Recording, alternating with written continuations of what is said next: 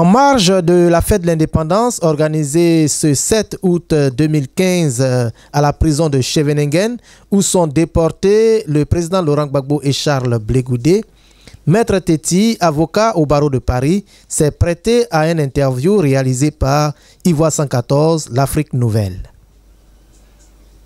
International, comme je le disais, que le président Gbagbo est la seule personne à même de réconcilier les Ivoiriens.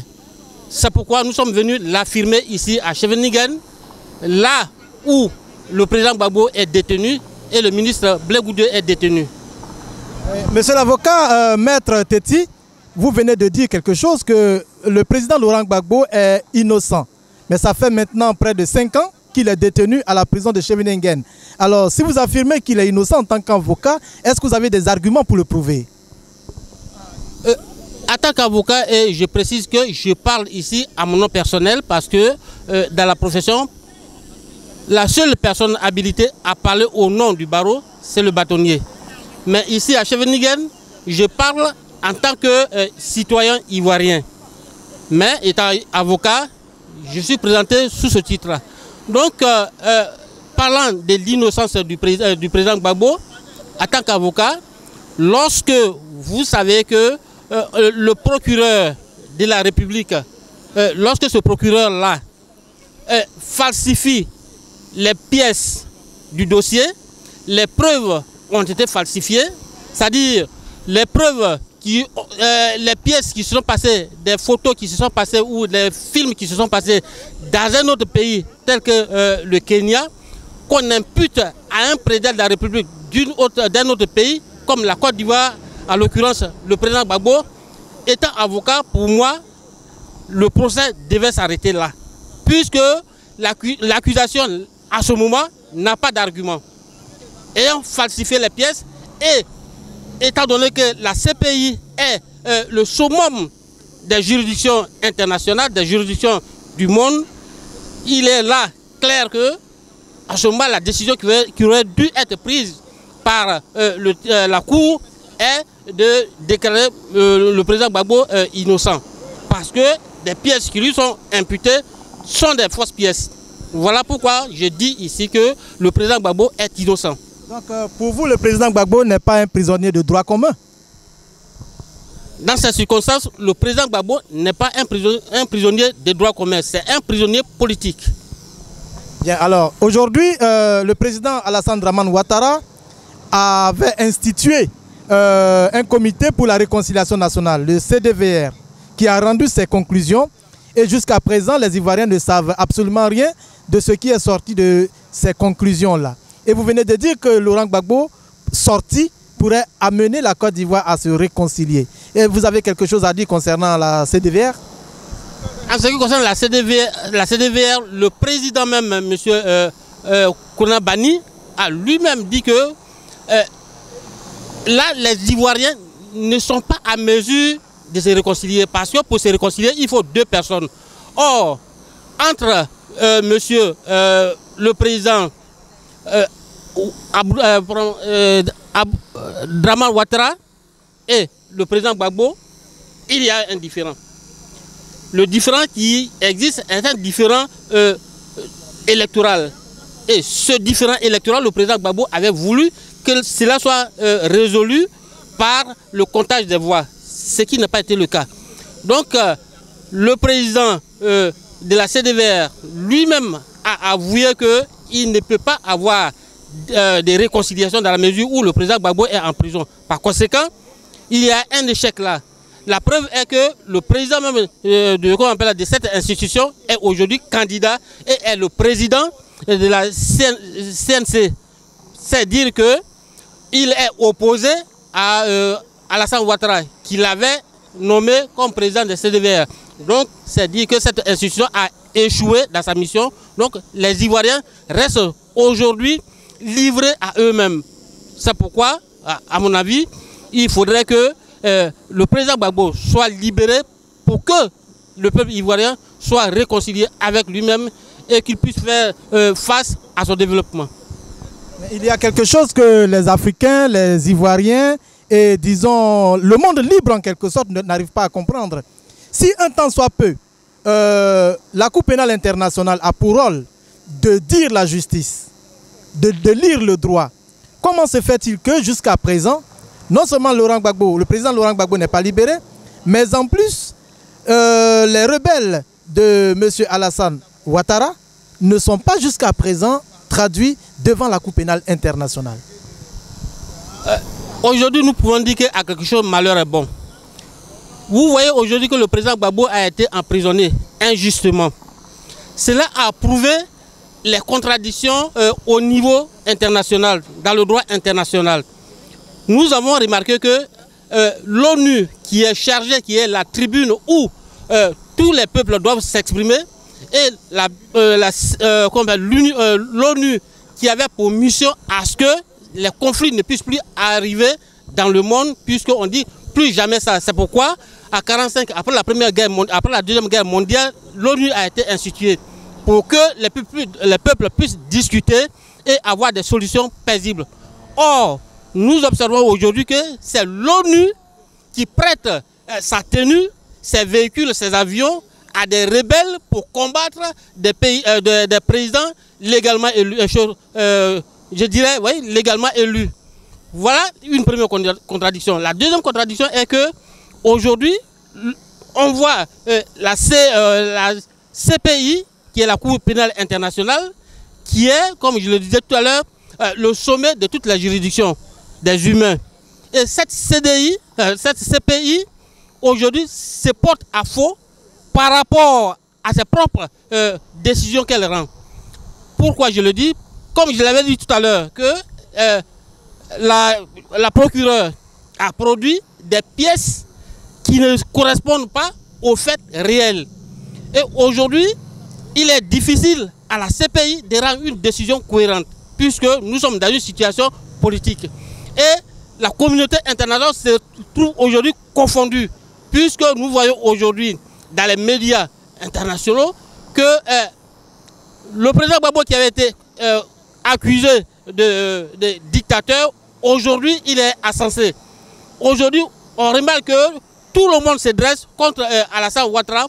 Et pire, il y a les camps, les membres du RHDP, comme Kakabé et le président Bédié, qui avouent publiquement que celui qui est en mesure ou celui qui a gagné les élections de 2010, c'est le président Gbagbo. Parce que les deux premiers candidats, c'est-à-dire Alassane Ouattara, a gagné, disons, dans son fief, c'est-à-dire au nord, et Kouna Bédié a gagné dans son fief, c'est-à-dire dans le centre.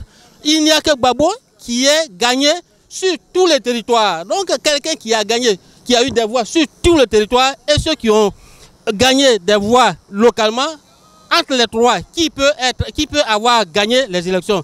Donc ils reconnaissent aujourd'hui que c'est le président Gbagbo qui a gagné les élections. Par conséquent, il n'y a pas de raison. Tout le monde reconnaît aujourd'hui que le président Gbagbo n'a pas fait les exactions qu'on lui reproche. La preuve est qu'il y a des militaires qui ont été relâchés en Côte d'Ivoire.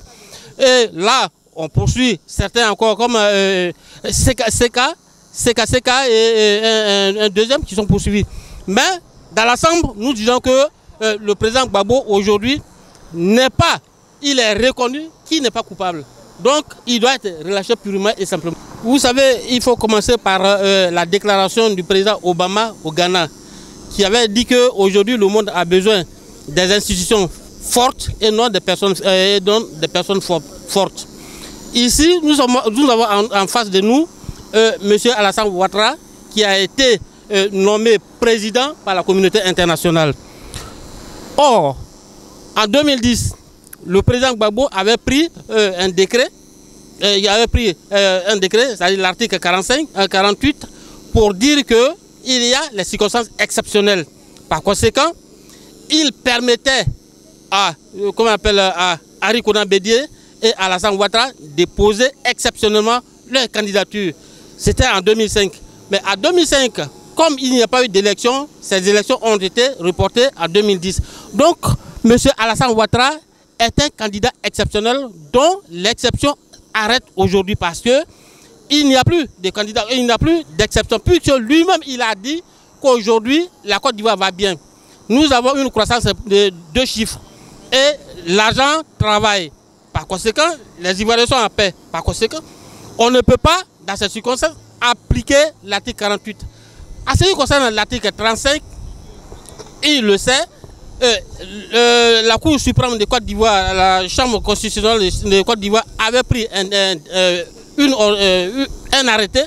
arrêt en 2010 pour dire que M. Alassane Ouattara était inéligible pour une nationalité douteuse. De 1, cet arrêté demeure. De 2, l'article 35 qui est aujourd'hui cité dit clairement que il ne faut pas, le candidat ne doit pas se prévaloir de plusieurs nationalités, donc de 2 nationalités différentes. Or, nous savons que Alassane Ouattara, il est burkinabé et cela est prouvé. Et aujourd'hui, il est exceptionnellement ivoirien. Par conséquent, il s'est prévalu d'une nationalité, celle du Burkina Faso. Donc, M. Alassane Ouattara est inéligible, absolument inéligible, dans le respect de la Constitution, donc dans le respect des institutions dont avait parlé M. Obama. Donc, M. Alassane Ouattara fait un combat d'arrière-garde, c'est-à-dire il se débat pour la dernière fois, il essaie de sonder les Ivoiriens pour voir s'il peut accepter, qu'il peut l'accepter comme un candidat. Et le peuple ivoirien est aujourd'hui unanime pour dire que M. Alassane Ouattara est inéligible. Par conséquent, il doit organise des élections libres et transparentes auxquelles il ne sera pas candidat, ou alors les Ivoiriens se mettent dans la rue et il y aura une transition qui sera faite, un gouvernement de transition et un président de transition qui seront nommés et qui organiseront dans 1 an ou 2 ans, selon les négociations qu'il va avoir, qui vont organiser les élections présidentielles en Côte d'Ivoire. Donc M. Alassane Ouattara, aujourd'hui, il est clair qu'il n'est pas éligible. Cependant, en visite dans le nord du pays, le chef de l'État Alassane Ouattara avait affirmé que tout politicien, tout homme politique qui s'amusait à parler de transition se verrait jeté en prison. En tant qu'avocat, qu'est-ce que cela vous inspire? Voilà, cette déclaration nous conforte dans notre position pour dire que Alassane Dramane est un dictateur. Je reviens aussi sur l'arrêt du Conseil constitutionnel. En matière de droit, l'arrêt n'étant pas cassé, comment est-ce que Alassane pourrait sauter cette loi-là pour pouvoir se présenter? Et comment est-ce que le Conseil constitutionnel pourrait déclarer la candidature recevable dans le fond et dans la forme? Vous savez, en 2010, la communauté internationale, c'est-à-dire plus précisément l'ambassadeur des États-Unis et l'ambassadeur de la France, avait obligé monsieur Bakayoko à déclarer l'élection, a déclaré M. Alassane Dramane Ouattara élu président de la République au QG de M. Alassane Dramane Ouattara. Or, c'est pas ce que la Constitution prévoit. Il y a des règles qui sont prévues. M. Alassane Dramane Ouattara dit aujourd'hui qu'il est candidat. Ouais, votre question... La question c'est, est-ce que l'arrêt qui a été pris en 2010 pourrait être sauté alors qu'elle n'est pas... Cet arrêt ne peut pas être sauté. C'est pourquoi je parlais déjà de la démarche constitutionnelle pour déclarer les élections, pour déclarer un candidat élu au présidentiel. Donc, pour répondre à votre question précisément, c'est dire que cet arrêt ne peut pas être cassé parce que la Chambre constitutionnelle de la Cour suprême de Côte d'Ivoire est la Chambre, comme le dit le nom de la Cour suprême. Donc, au-delà de cette Chambre, il n'y a plus rien qui peut casser l'arrêt. L'arrêt est définitif. Donc, on ne peut pas la casser. C'est pourquoi, justement, M. Alassane Ouattara n'avait plus de recours. Donc, il n'a pas pu faire un recours contre cet arrêt-là. Cet arrêt est donc définitif. On ne peut pas la casser. Donc, il s'applique jusqu'à nos jours, il s'applique. Pensez-vous que M. Alassane Dramane Ouattara est un jusqu'au-boutiste? Et quelles sont vos impressions pour l'avenir de la Côte d'Ivoire? M. Alassane Dramane Ouattara avait déclaré lui-même qu'il est démocrate. Et c'est à ce titre qu'il a posé sa candidature. Et c'est à ce titre qu'il a battu sa campagne à travers toute la Côte d'Ivoire. Donc s'il est vraiment démocrate, comme il le dit, Un démocrate est celui qui respecte les lois et les règlements de son pays. Donc, la Constitution étant le texte suprême du pays, M. Alassane Dramane Ouattara doit se soumettre, en tant que démocrate, il doit se soumettre à ce texte. Il est bien défini dans leur énonciation, le RHDP, il y a bien le mot démocrate. Donc, étant démocrate, il doit se soumettre à la Constitution, donc au texte suprême de son pays. Par conséquent, il n'est pas éligible. Par conséquent, il doit organiser les élections sans qu'il ne présente sa candidature, parce qu'il est le président sortant. Donc, organiser les élections sans présenter sa candidature, ou alors, s'il persiste dans son idée de poser sa candidature, alors le peuple ivoirien descendra dans la rue pour lui barrer le chemin et mettre sur pied un gouvernement et un président intérimaire pour pouvoir organiser les élections. Maître Teti, Ivoire 114, l'Afrique Nouvelle, vous dit merci. Nous étions en compagnie de Maître Teti, avocat à la Cour au barreau de Paris. Et nous émettons en direct depuis La Haye à Scheveningen, là où sont déportés le président Laurent Gbagbo et son ministre Charles Blé Goudé.